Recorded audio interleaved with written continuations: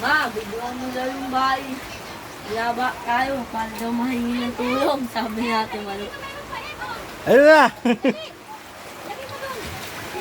Diyan sa higaan ko. Pumunta yun. Mabuti na lang nandito si Ninong. Paano kung wala dito si Ninong? Munti ka na yung rip ko eh. Munti ka na yung rip ko. Bakit? Ayun oh. Kinalang-kalangan ko na lang ng ano eh. Pumasok na sa loob. Sa ano yan eh? Diyan yan sa mga gilid eh. Paano yung linoleum nyo? Wala. Ay dapat yung mataas-taas pa. Kaya nga, pag lumakas pa yung ulan, kakalangan ko pa yan. Wala yung panggalang eh. Wala na.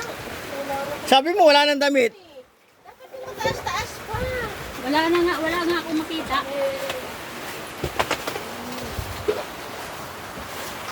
Saan dumadaan dyan? Doon sa harap. Doon sa harap. Sarap. Sa sarap. Baho pa naman ng tubig ay. Hindi, malinis yan eh. Yun nandiyan sa harap. Yung ano sa ilalim nyo. Wala, mga tools ko lang yan. Pwede mabasa yan. Yung ano lang, yung nasa harap kasi.